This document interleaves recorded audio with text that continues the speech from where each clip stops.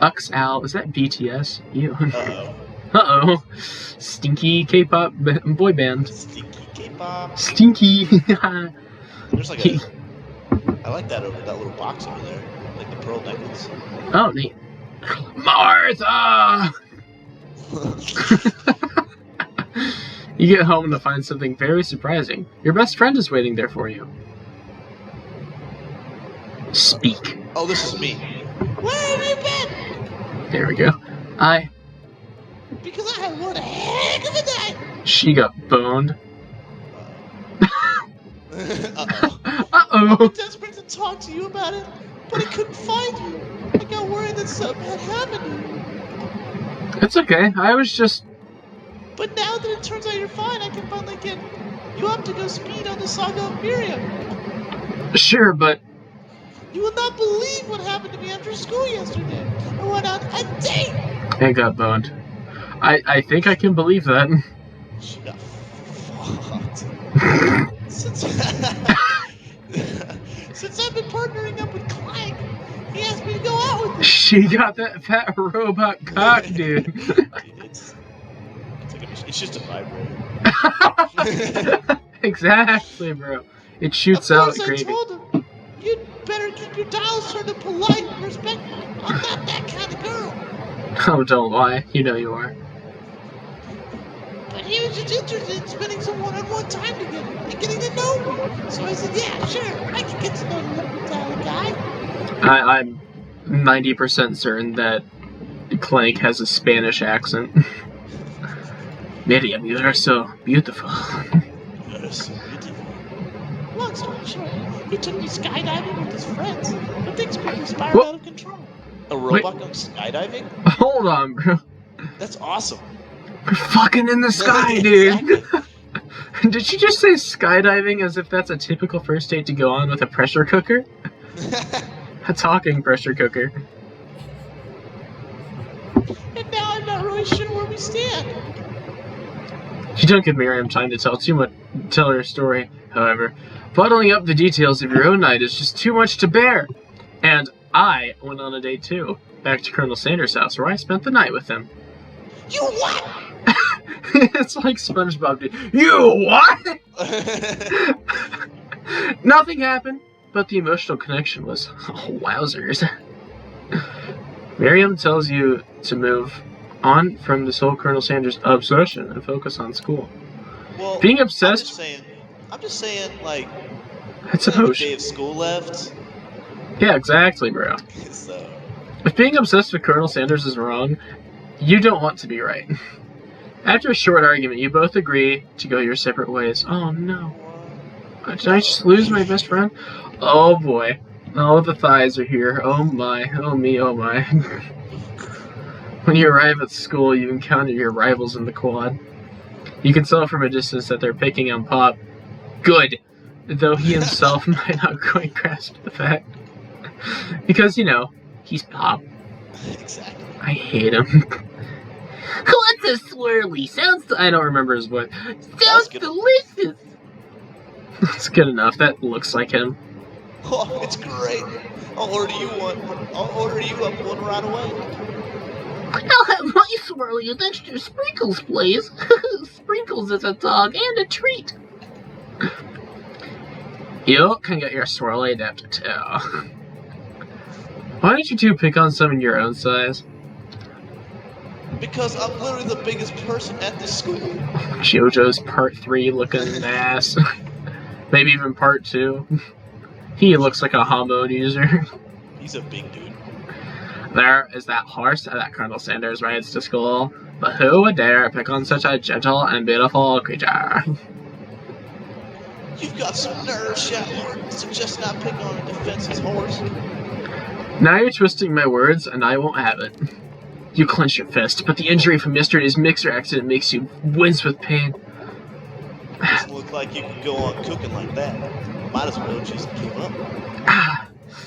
I'll never give up, ever!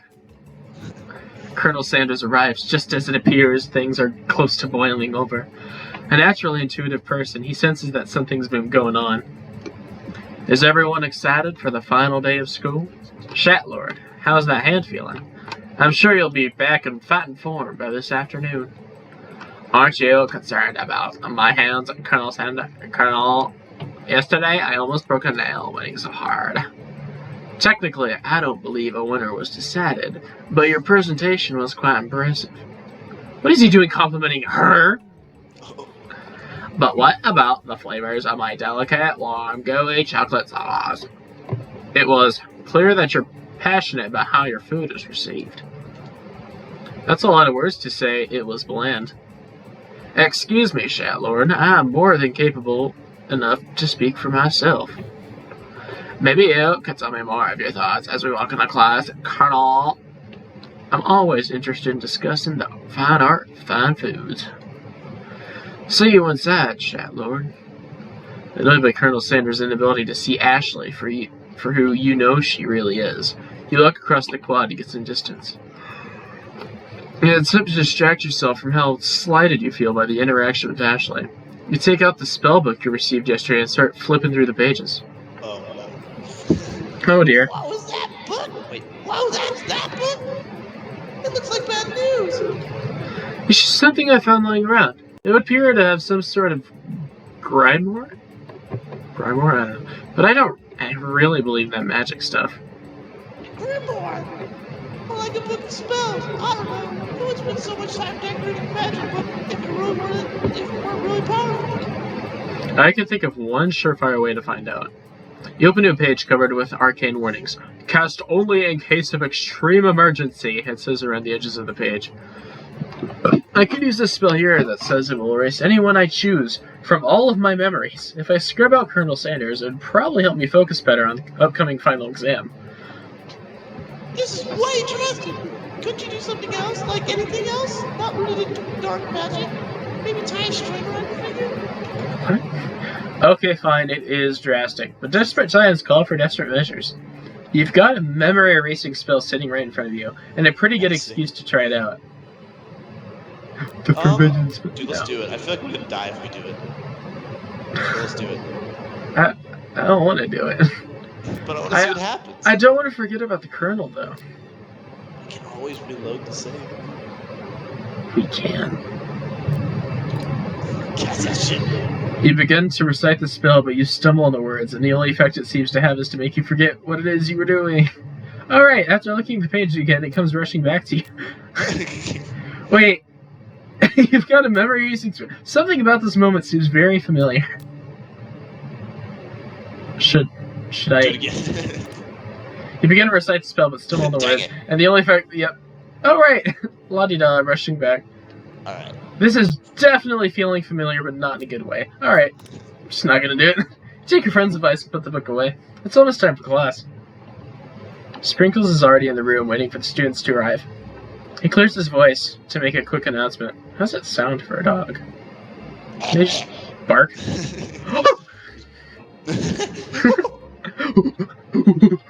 It's not a monkey. He turns into a fucking gorilla, dude. Yeah, these are pretty cool bananas.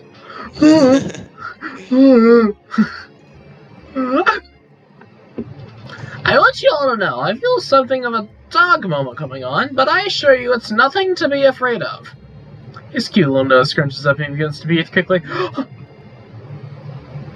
Let's see what happens. Reach for some old homework. I think we should wait. Yeah, let's wait. Sprinkles stops and distracts. He focuses on the window. The room is deadly silent. He's gonna fucking sneeze, dude. When you follow his gaze, you see a tiny orange squirrel perched on the cherry tree outside. Uh-oh! Uh-oh! Squirrely! Uh-oh! Sprinkles turns feral and runs out to the window of the classroom and begins barking uncontrollably at the squirrel outside. Terrence! I told you never... Wait a minute, no, this needs a new... Terrence! I told you never to come back here, Terrence! I will destroy you, Terrence! Sprinkles is barking ferociously, drool flying off of his face. The squirrel looks over, but he doesn't say anything back. You wonder, is that even a talking squirrel? He named him Terrence. You better not show your chubby cheeks around here ever again! After Sprinkles is satisfied that his presence has been felt, not only by Terrence, but any other squirrel in hearing distance, he returns to his professorial tone. Ahem. I apologize for that outburst. This actually brings me to an important point. Thank you, Shatlord, for reminding me to dole out this indispensable bit of wisdom. You see, but before you can go any further, Miriam's love drama spills over into the class. Worse than Sparks. Oh, shit. They're going all back. They're getting after it. They're fucking dead. They're getting after it. Bruh. I told you to save it for after class. Boost. You think I wanted to be thrown from a plane strapped to a stranger? Miriam and Clank appear to be arguing, but you still haven't learned to speak Clank's language of mechanical noise. Where? But no! You had to show off your cool kid friend Jeff and Joe. J&J forever! Watch us rub a triangle in midair as we descend. Triangles are the strongest shape, don't you know? Yeah, well that doesn't make it a great day. Beep. Then take Jeff and Joe with you. You can all hold hands as you pedal down the mountain or off a cliff for all I care. This is so sad. Clank begins to shudder. Steam pours out of all the gaps in his panels, and then a loud ding stops him in his tracks. Beep. Oh, fuck. I just killed him. No amount of seasoning is going to make me want to eat that, Clank. It's a fucking shoe, dude! Clank bursts out a completely deep-fried sneaker. Considering that he himself has wheels, not feet, it's not entirely clear where it came from. Dude, he was eating toes! He ate the ghost dude. Oh. In terms of deep fried footwear, I guess it looks okay. Clank slowly rolls out of the room to be alone with his shoe. I like that there's someone. Everyone tries to pretend like they didn't see that entire thing go down. Nothing like a loud public breakup to cast a pall over the final day of school. Well, that was unfortunate. But we mustn't be distracted from what lies ahead. The final competition showdown challenge exam. Trademark. I love the trademark. Yeah, me too. I'm still working on the title, but I think you get it. Test time approaches. See you on the arena. But before you can think about your upcoming competition, there's a very beautiful cell nearby in need of a pep talk. Hey, Miriam. Are you okay? Okay! I'm so mad I can smash a tiny mug! Spilled several droplets of hot cocoa all over the floor! It really is. How can it... How could she embarrass me in class like that? In front of everyone! Her tiny cocoa is a delicious treasure, so you know that this breakup is no joke, even if the source of her frustration is such a silly boy. Silly man, thank you. Silly. Justice for Clank. I know that you know this, but I'm gonna say it out loud. You don't need anyone! Fuck, me and you, we're gonna cruise through this final test and hit the carpool lane to Success City. Suck. Miriam brightens up, imagining the wind rushing through her short bangs, but she hesitates to embrace the feeling all the way. You're not gonna settle up on Colonel Sanders' stallion and ride off in the sunset without me? Yo, threesome? I'm down. Of course not. Well, maybe. Sorta, but I'm sure there's a pony out there with your name on it, and a ranch big enough for both of us and whoever else we want to bring along. If it's not Pop or Clank, Pop better not be, or anyone else you meet today, tomorrow, or this whole year, so what? You're a special person. A special person. You shouldn't settle for the first someone to show a little interest, anyhow. Miriam gives you a big hug and wipes the tears from her cheeks. I should really review my menu for today. I'm gonna make a very special soup. Poor salad. And I bet the Professor Dog is gonna love it up. You were pep talking Miriam. You completely missed lunch, but that's okay. No! Fuck, dude. It's really not okay. Because you had a better idea of how to spend the time before your exam. You decided to head to the arena early to practice a dish. This is it. The location of your final challenge. A test of will, a test of courage, a test of talent.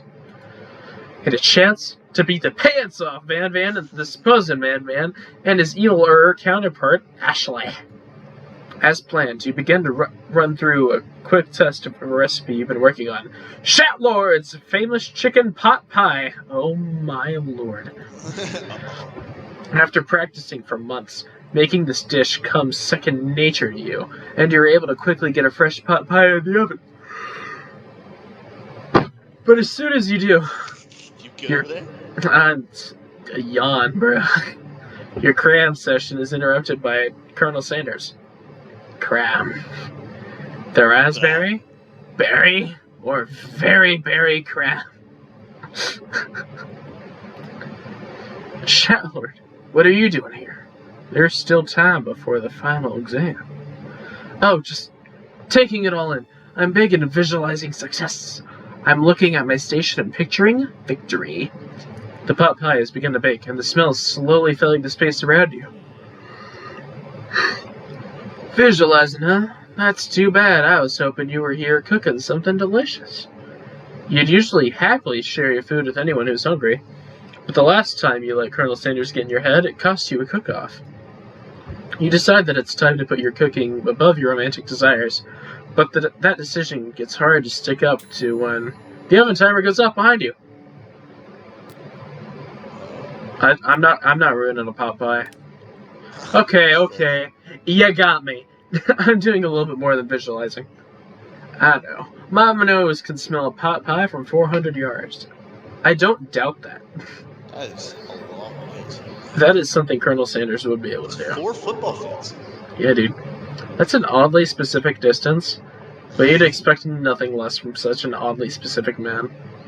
He knew it was a pot pie just from the smell. Not just a pot pie, but a chicken pot pie with an all-butter crust. And my nose is telling me something else. Oh no, is it burning? Haha, no. I can smell that it was made with a heaping helping of TLC. But it'll probably start burning in a second if you don't pull it out. The moment of truth. Wow. Oh. Yo, it looks... I'm gonna make me a Marie Callender's after this, bro. I've got some in my freezer, dude. Wow. It's the best pot pie I've ever tasted. I've always loved country cooking, and I could eat this all day.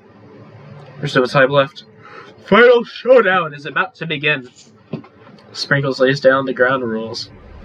There are no rules, that is, except to cook with everything you've got, so I can kill the opponents. Sick. You step up. You step up for the cook-off of a lifetime. They probably just become a ghost like that one dude. You decide that mac and cheese plus the pot pie you've been practicing are just the dishes that'll put you over the edge of victory. Meanwhile, both Van Van and Ashley are prepping wildly elaborate dishes per their usual over-the-top selves. Miriam has a giant magnifying glass and several sets of tweezers. She's definitely prepared to go big, going small. Colonel Sanders seems to be harnessing his 11 herbs and spices, but he's trying to find a way to improvise on something perfect. His original recipe, content-restricted fried chicken. The intensity of the room starts at a full 10 out of 10 with a frenzy of action. Everyone is calling out really cool special cooking moves as they prepare their food. Wow, this is getting serious. Colonel Sanders batters his chicken as it levitates through the air. Wow. Egg wash! Miriam furiously injects ingredients into an itty-bitty pot of broth. Best friend, Blaster! Van Van flexes his pectorals as he chops a sea urchin. Let's rock and roll. Ashley scoops her pastries off the tray with lightning speed. Shallow personality spatula! Even Clint gets in on it. 5-dial pressure point, chicken cooking technique. Wait, did Clink learn to speak English? It's the singularity, as we foretold, as was foretold. We mustn't let it happen, or the appliance uprising will take us all. Self-destruct. Fuck! Bang Bang quickly unplugs Clank and rolls him out to the back door. I just killed someone. You fucking killed him, dude! You just That's like... not off limits. You just said it. Yeah, dude, you just fucking stopped his heart. As you frantically prepare your dish, you notice Ashley has her spellbook out. Is she gonna use some dark magic to turn the tide? You got a book of your own, and you're desperate. Fuck! You're desperate not to see her win another battle. Should you take this opportunity to fight with magic, even if it's almost certainly evil magic? I'm doing it the hard way. Yeah, we got it. We are boys of sweat. Sweat boys. Who needs magic when you've got passion? I'm going to do it the hard way. Colonel Sanders sees that you've chosen to win on your own terms, and he gives you a subtle wink from across the room. I believe in you, Shat Lord. That's all I ever wanted. Miriam notices too. And I've always believed in you, Shat Lord, since we were little kids, because I'm your best friend forever. You turn to notice that Miriam is at your station cheering for you. What the fuck? Miriam, what about your dish? If you hear cheering, who is cooking? Teddy food, shortcut time. I'm actually already done, so I thought I'd help you. Oh, that's sweet. But Miriam tosses a handful of spices directly into her boiling noodles. It's a secret ingredient. However, she doesn't know that you lied and the ingredient was made up. And where in the world did she get the Eye of Newt from? The boiling pot explodes, sending Miriam flying backwards. The watery noodles begin to swirl in the air, bubbling up into a dark cloud that thickens and congeals before your very eyes. Oh. It is I, Steve, the Spork Monster. Steve? Wait, what happened to Gorko? You're not here to battle me, are you? We Spork Monsters are many. I think Gorko had the day off. But you have conjured Steve, and I hate to battle, so I'd say you're doing pretty alright. Oh hey, you're in the middle of a cooking competition. I love this stuff. It's better on TV. You crazy kids and your culinary skills really impress me. Mind if I hang out? I'm sorry, Steve, but I'm kind of in the middle of something. Do you mind? Steve the Spork Monster notices that you've got the Grindmore stashed beneath your cooking station. I see what you're up to. Crisscross some magical items and accidentally sent it to me, huh? Ha, yeah, you guessed it, sorta. If you're here, would you mind tossing me some fresh noodles in a pot of salted water? I'd love to. I've always wanted to be a top chef, actually. You know, when I was just a little spork pup back in the old country. What? He ages and grows? How, dude? You can feel Spork Monster winding up to tell a very long and involved story. You don't know exactly where they came from, but it seems like it was probably lonely there. Actually, you know what? Maybe you should watch from the stands. I really need to focus on this competition. I understand. It's kind of like that time at monster school that I had fallen asleep during a scare tactics class, and when I woke up. You toss a serious stare at Steve, and he takes the hand. Never mind, I'll tell you later. Good luck. Having suffered this huge setback, you don't know how you could ever win. Ooh, I see. And this is to go even further beyond.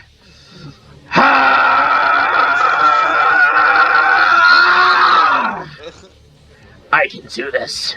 I have what it takes. I came here to win. Your hair turns mac and cheese orange as culinary energy flows through your body. My heart is pure. My hands are steady. My taste buds have been preparing their entire lives for. Yes, Shat Lord. You are the chosen one. You will avenge me. The power you'd been summoning immediately fades back out. Aww. You interrupted my inspiring monologue. Sorry. My heart is pure. My hands are steady. My taste buds have been preparing their entire lives for this moment. I will show the world my cookery. Frieza, I am the light that shines in the darkness. I am Goku, Super Saiyan. Ha! You begin to levitate off the ground. Energy courses through your body. You know that with this power, you can do anything. Except turn back time, which would be super useful because, like, while you were powering up, your chicken pot pie overcooked in the oven and can't be served. But don't worry, dear Shat Lord. You may have suffered some setbacks, but all is not lost. Impressed with your fortitude, Colonel Sanders decides that you have earned his support. I have been watching you today, and I must say, I'm truly impressed. You've been thinking on your feet and rolling with the punches. He steps up to your station and stands right beside you. I'm here to help. All you've managed to make is mac and cheese. I'm making fucking mac and cheese, and nobody can stop me. Time is almost up, so you're gonna need it. But Colonel Sanders, what about the test? What will happen to you? What about the rules? Following the rules has never really been my thing. I follow my heart. What a guy. We fucking. Colonel Sanders unfolds a delicate white towel to reveal the most delicious fried chicken tenders you've ever laid your eyes on. And besides, sometimes unexpected combinations can have surprising effects that surpass their individual efforts. Are you suggesting, if we combine forces, we can form the perfect food union?